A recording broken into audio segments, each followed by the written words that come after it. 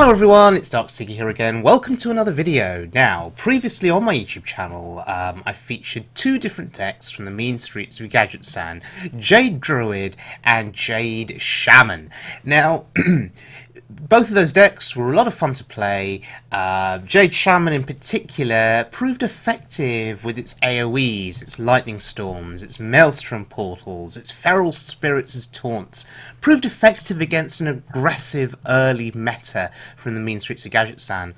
But today we're going to try another version of Jade Shaman, and it's the Loyan version, which is quite different to the version that I showcased a few days back on my channel. So what's different? Well, first of all, the Loyan version does not play feral spirit, so you're losing a couple of taunts there. You're also losing synergy with the Tunnel Trog.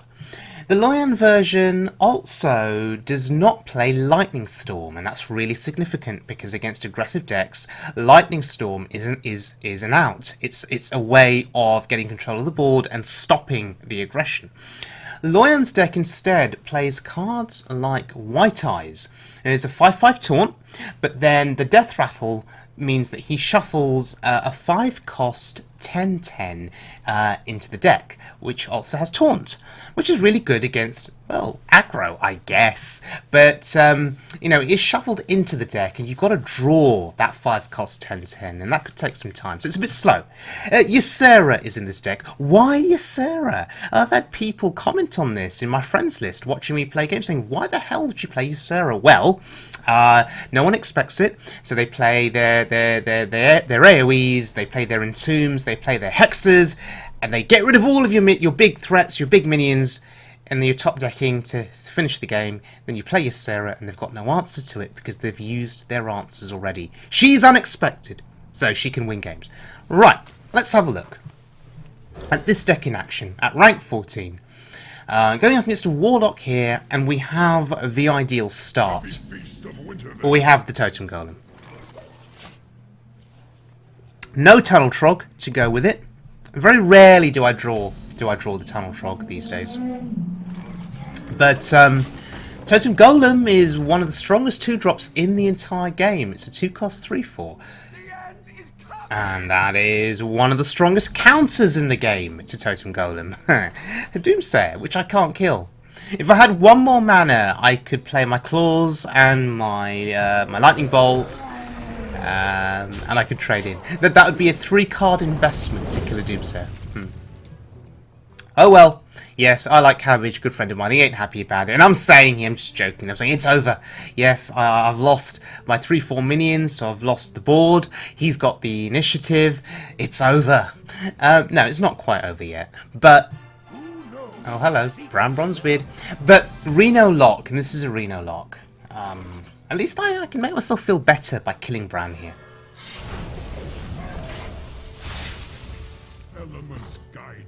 Renolock is probably the premier tier 1 deck in the mean streets of Gadget-san meta on standard mode. It's incredibly good. It was one of the few decks that did not need to be buffed by Gadget-san. And yet it did get buffed by cards like Kazakus, as you can see. It did not need any further help, and yet Blizzard thought, hey, let's give Renolock some more tools with which to clear the board. More AoE, more board clears, more clever tricks. It didn't need it, and yet it got it. And that makes life incredibly difficult for other players on the standard mode meta, who play other classes or other decks. Because Renolock is, as I say, just very, very difficult to beat now. It always has been. But now, I mean, look, cards like this that restore 4 health. I mean, one of the ways of beating Renolock before Gadget-san was you just hope they don't have Reno. And you just push damage to the face. But with cards like that have just restored 4 health to each hero, that's just making it harder and harder to beat them down in the early to mid game. So one of the things that you may have to do is just throw caution to the wind here. Oh look! Oh look! It's the Doomsayer! Of course!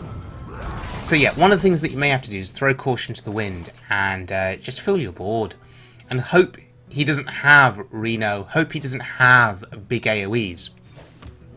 Once again, I'm so sad I can't kill the bleeding Doomsayer. It's so annoying. I don't have the damage, so I've just got to pass. Once again, he steals initiative. Once again, I'm really sad. Anyway, let's look at my hand. We have some options. We have some options. And the Warlock hero power, which is just tap, tap, tap. Just drawing him card after card there. It's so good for him. And that's a waste. I mean, really, he knows I'm a Jade Shaman, so he should know that cards like Aya are a big deal in this deck. She is a card that's worth silencing. So I'm shocked that he threw out the 4-3. Anywho, making it awkward for him here, though, because we have a 5-5 taunt in the way. And if he can't get to the Manatide Totem, I'm just going to keep drawing cards.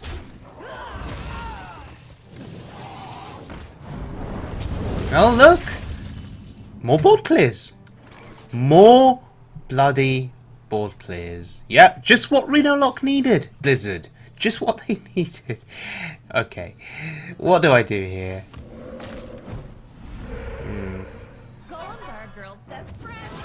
Taunt Totem would have been nice.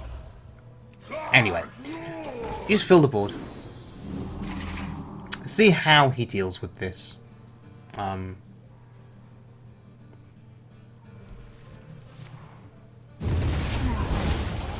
Yeah, I saw that coming a mile away, Hellfire. But unfortunately, he didn't even need to trade the Enforcer. He had an answer to it. He had a Shadow Bolt. That's so bloody annoying. And now my health total is suffering. I have to overwrite my weapon. That's really unfortunate. But I can heal. And this is actually pretty good. The 6 health heal with a 3-6 body. That is really good value. It's a really good card. The trouble is, how do I gain traction on the board against a Renolock? I think... Of course, look! It's another board clear. It's another AoE. But he's using them very, very liberally here. He's actually starting to run out of cards. I mean, for a Renolock, you'd expect more cards to be in hand. There's more healing. And my golems are growing. We're now up to a 5-5. And he has to be very conscious about his health total. And think to himself, could I feasibly kill him on the following turn if he can't clear anything on my board, or if he refuses to clear anything on my board, or even if he clears the 2-3, I'd have 8 attack on board. I have a weapon equipped, and if I was drawn to something else that could give me a bit of a push for lethal.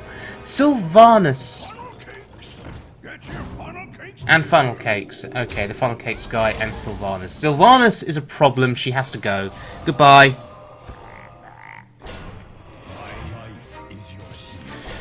Well, his life is my shield, so says White Eyes. I don't want his life. I just want him to win me the game. I just want to win. Anywho, White Eyes, when he dies, I will get the Storm Guardian. 5 cost 10/10 in my deck with the Taunt. Okay, Twisting Nether. That is one of his major AoEs gone. So now I'm starting to feel a bit safer. He's running out of cards, of course.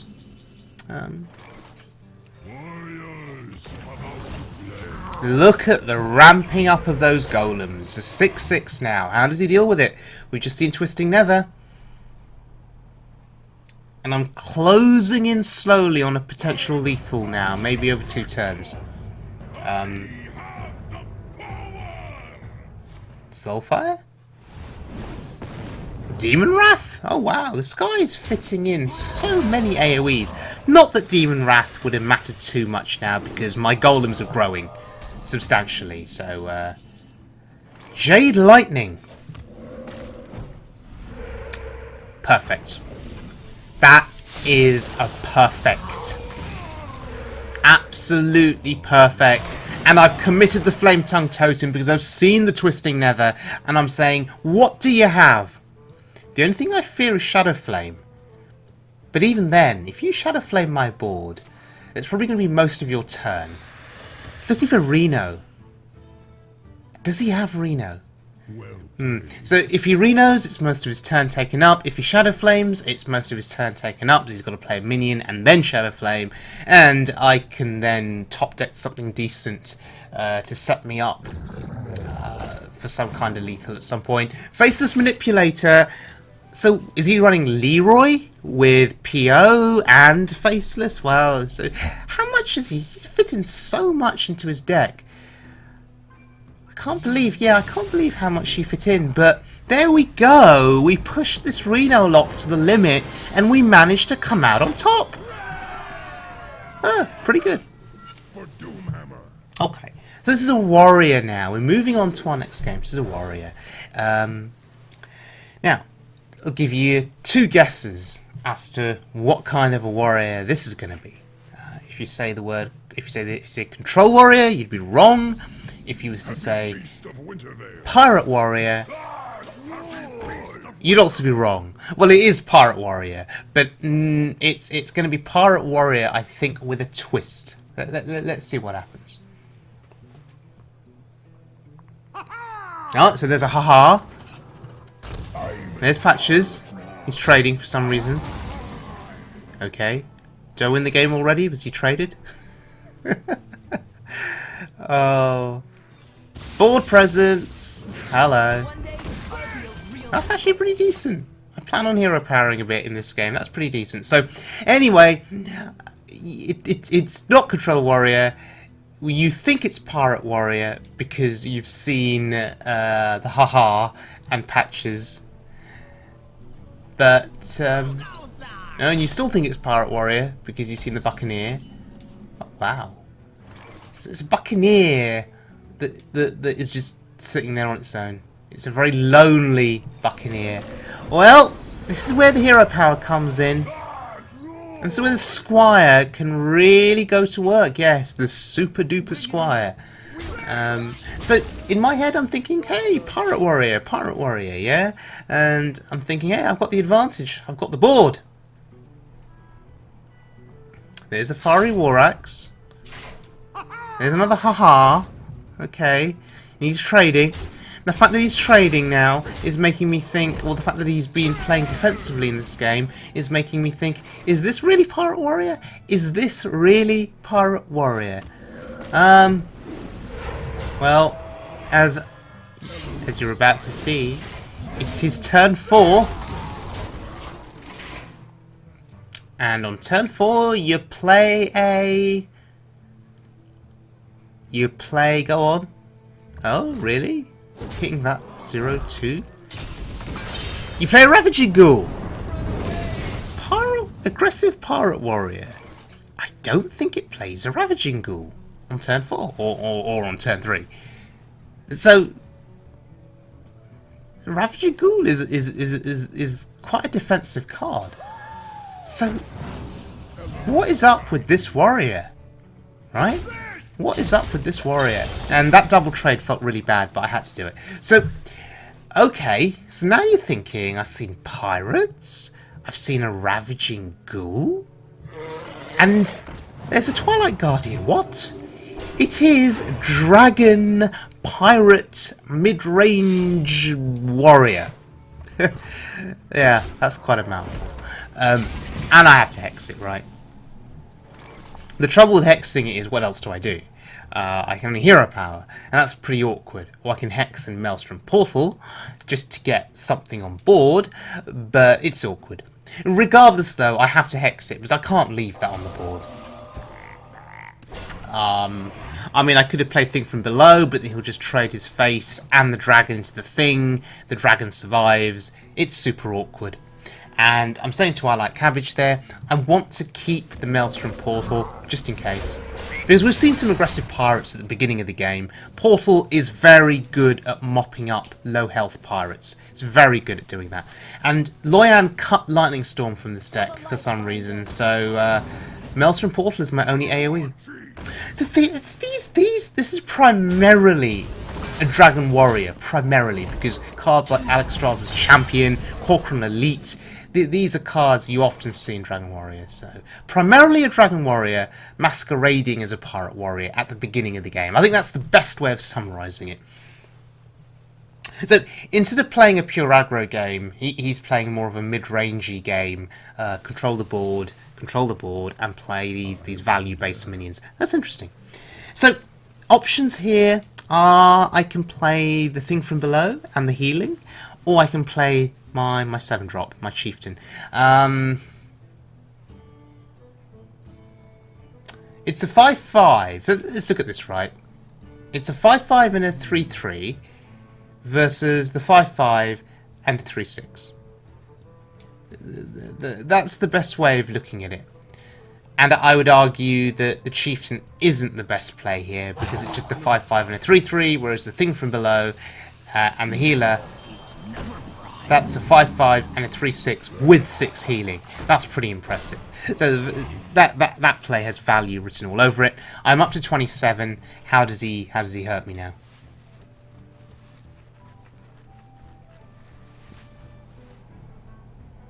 And I'm saying if I get Bran, I win for sure. Because Bran Bronzebeard and the 7-drop, that would be a double summon of a golem. How does he break through that?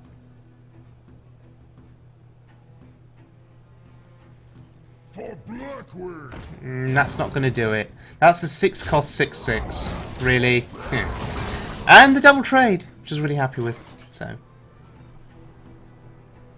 So I can kill it with Maelstrom and the Flame Tongue Totem. But is that a waste? It is, isn't it? So we just do this. We just go face. There's a 3/3. He's going to have to trade, I think. Unless there are more weapons left in his deck.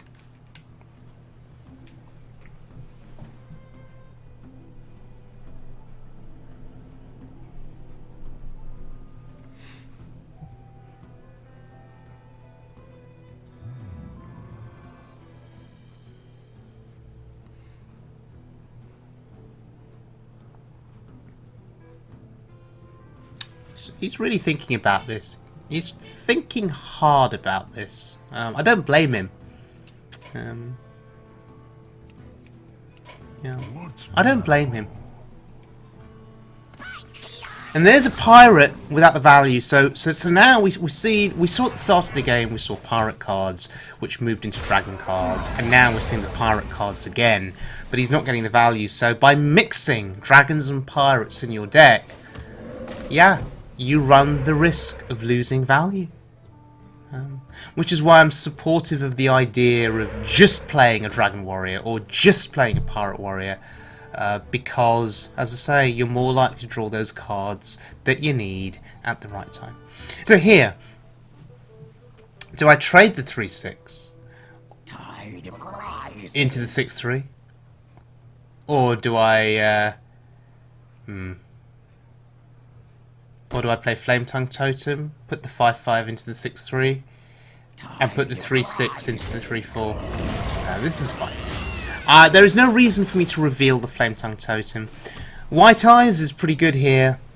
You see, now when we go to the long game, and we're going card for card, White Eyes really does excel, because he'll put a 10/10 taunt into my deck, shuffled in, and the value is immense. But there's some lightning. That's pretty good.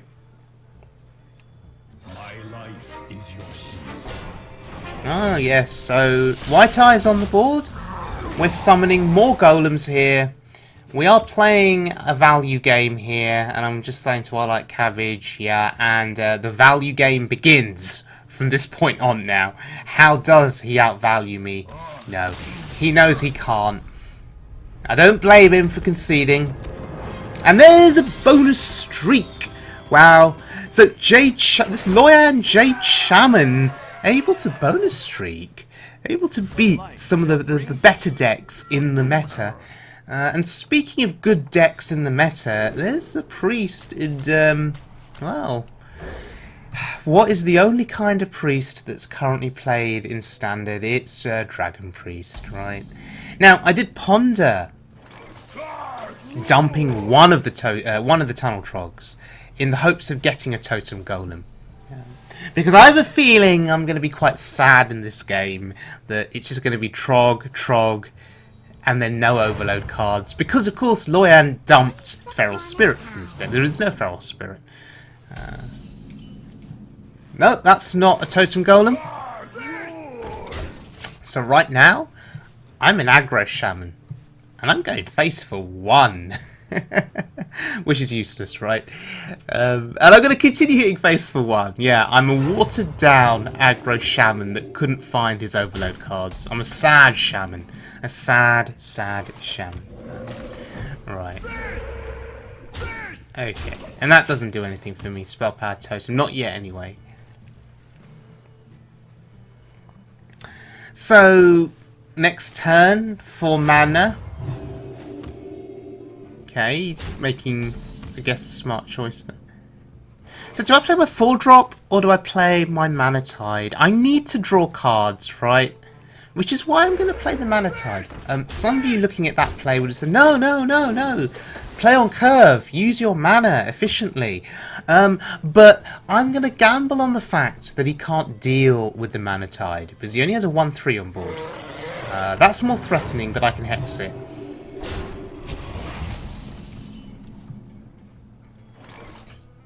Can I lightning it? No, I'd have to sacrifice my Trogs.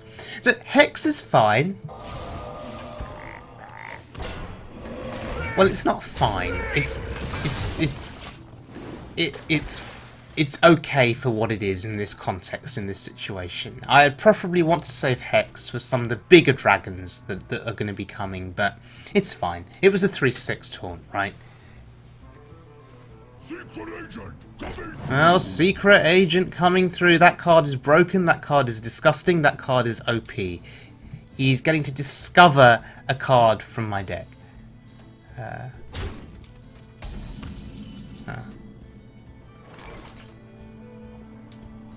Well then. We have Spell Power. We have a Lightning Bolt. We can buff the Trogs. It's a shame, though, that there isn't another Overload card in our hand. Because then we could buff the Trogs even more. So how do we do this, then? How do we do this? I like Cabbage saying, do I use Hex? Nope, I want to save Hex for the bigger dragons that are yet to come. I think we've already used 1 Hex. Using another is quite probably not the best way forward.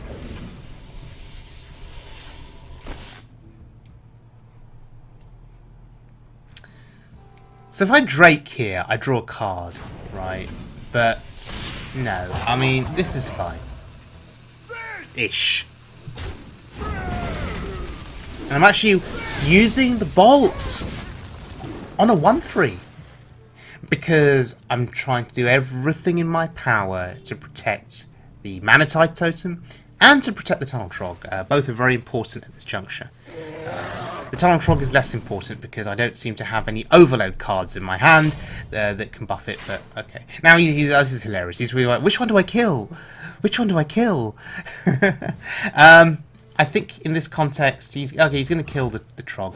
I think I would have killed the Mana Tide Totem if you're going for this value game. So I'm still drawing cards from it. It's insane. I'm going card for card with him only because of this Mana Tide Totem. But yes, we put down White Eyes, and if this brings out Entomb, I'm happy. The objective here is to bring out Entomb, and to see both of them played before I play Ysera, because he cannot Shadow Word Death her, he cannot Shadow Word Pain her, he can only Entomb her, or silence her, and that is greedy as hell. This Dragon Priest is playing Mind Control tech.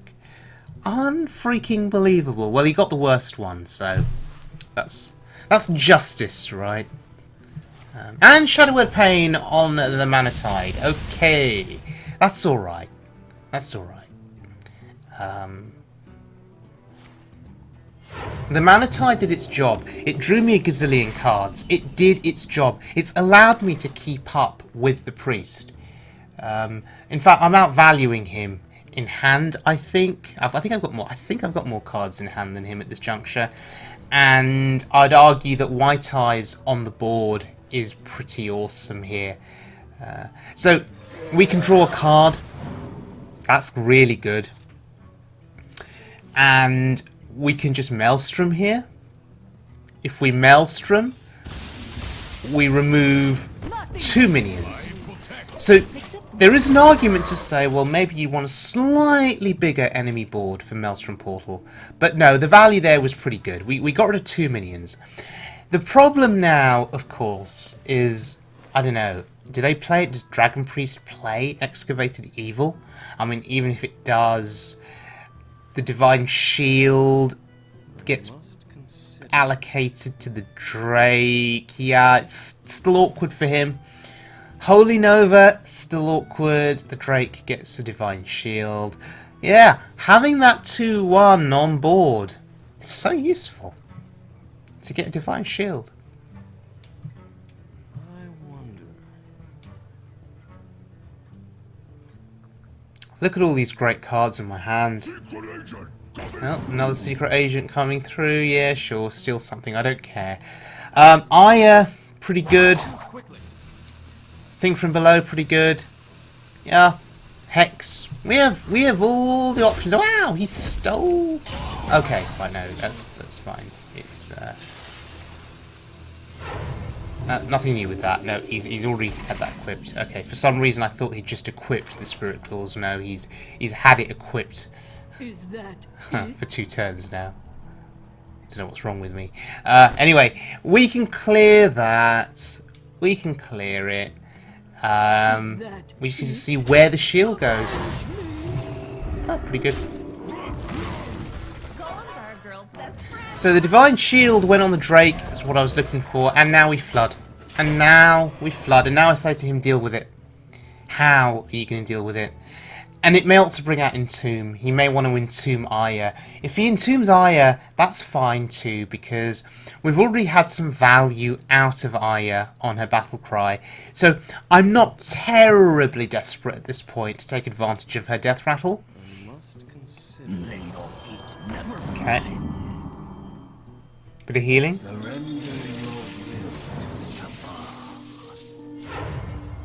Raz of the Chained! Free healing. Sure. Sure. Whatever.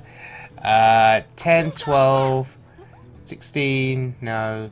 Okay. No lethal there. So, well, we get the value from Aya while we can. These golems are not terribly impressive now, are they? They're just still quite low in terms of value. And this is actually a really good use of the healing. Healing up a taunt. Okay, 4/4 golem. So the golems are growing. How does he deal with this board?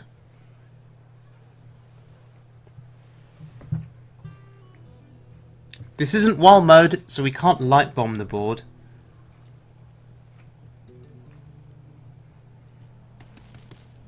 I wonder. At last, a worthy disciple. Oh, he plays Kazakus. That could be a board clear if I'm not careful.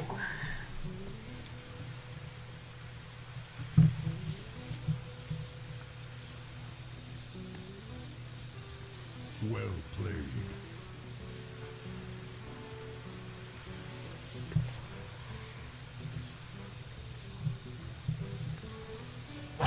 Quickly. I wonder.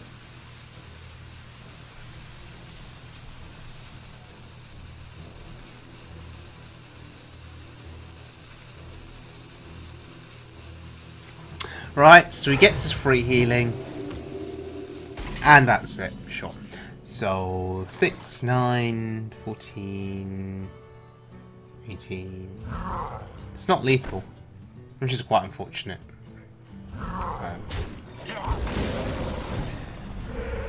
Yeah, I like Cabbage there. He's really good at maths, really good at counting, calculating there. Working out that I was close, but not quite.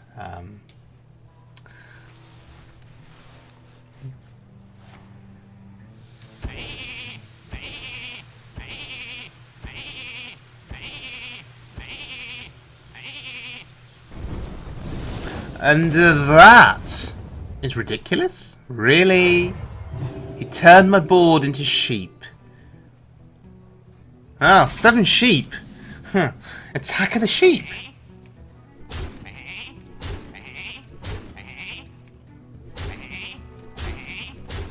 Yeah, take that. Sheep. Sheep to the face. Yeah, deal with that. When sheep attack. So a board full of sheep. Well, how does he deal with it? How does he deal with it?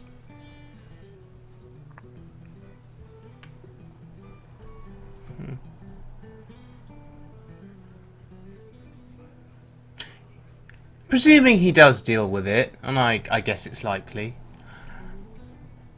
Can I still outvalue him? I think with Ysera I can. Oh, Holy Nova. Oh wow, okay. Didn't see that coming.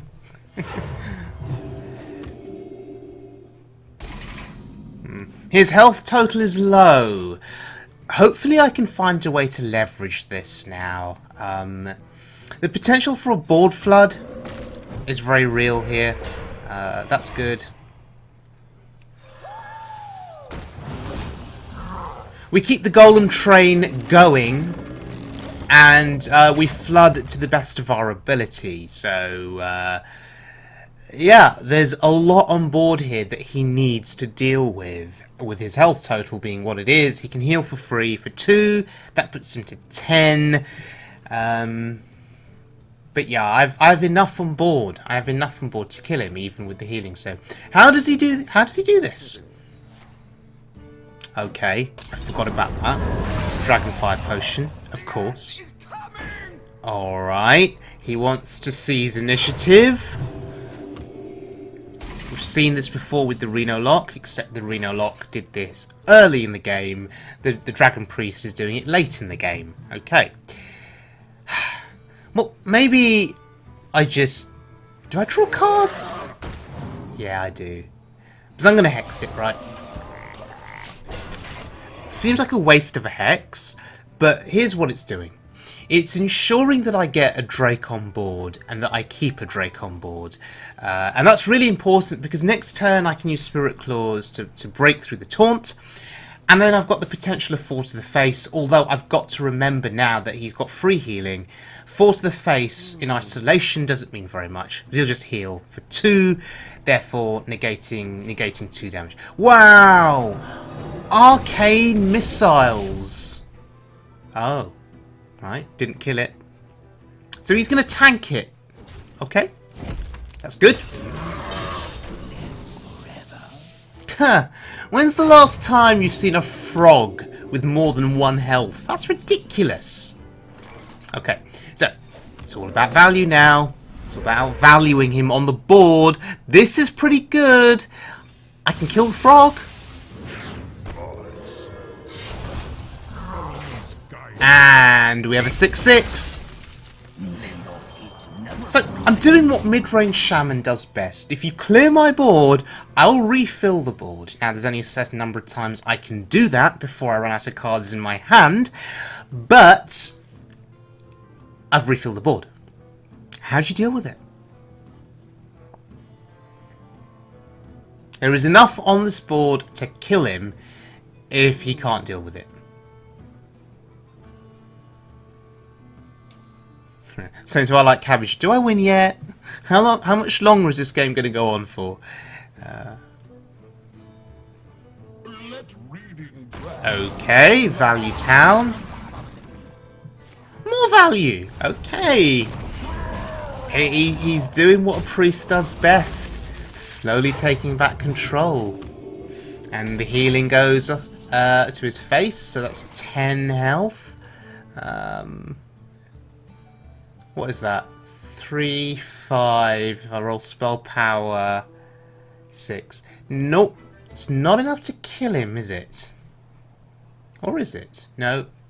If I roll spell power, What to do? that's 7, 8, 9. Is that 1 off with what's on board? Am I counting correctly? Elements guide me. It's not lethal in any sense. Warriors, come out to play. Okay. 7, 7. On the board. Deal with that. If you entomb it, you still got to deal with a 5/5, which you can't kill. So maybe we win the game now. If he removes this board, I have Ysera. She'll probably get entombed, and then I just lose, right? So it's we're getting to this point now where I keep refilling the board, and he clears, and I refill, he clears. I'm running out of options. Right, there it is. There's the entomb. So now I want to play my Ysera. Let me play my Ysera, please. Okay. Wait, do I have lethal? No, he's healing. Okay. Do I have lethal now? Oh, it's precise lethal. But I want to play Ysera. I can't play Ysera. I can't dream and make the world tremble. I wanted to play her. Because that would be the ultimate what the hell is going on moment when he sees Ysera. Why is this shaman playing Ysera? Can't play her. Oh well. I prefer winning. Rise. Yeah, just had a little crash there. A little lag. That's unsettling. Okay. And there we go. Beating a Dragon Priest with this Loyan Jade Shaman deck streaking into rank 13. It's pretty impressive. Not bad at all. Wow. So, this deck, it's beat a Dragon / Pirate Warrior. It's beat a Renolock, and it's beat a Dragon Priest. That's not bad. That's pretty impressive. I was concerned that the deck would struggle because there was no Lightning Storm, no Feral Spirit, but it's done pretty well. We didn't get any great value on White Eyes in terms of the Storm Guardian, which was a 10/10 taunt for 5. I was desperate to play that, but we didn't need to in the end. But it does go to show that in long games against Renolock, in long games against Dragon Priest, maybe the Storm Guardian, 5 cost 10/10 taunt, maybe, just maybe, it has a place and it has value. So keep your eye on White Eyes, and maybe we'll see it played more in the meta, maybe. So the rest of the deck's pretty solid. Ysera didn't really see any value in these games, so perhaps she can just be cut and we can replace her with something else. But all in all, a solid deck, an interesting experiment. And yeah, I think we'll continue to see Jade Shaman refined over the foreseeable future. So, thanks very much for joining me, everyone. I hope you enjoyed the video. If you did, please subscribe. I'd be eternally grateful. And I'll see you all again very, very soon. Do take care now.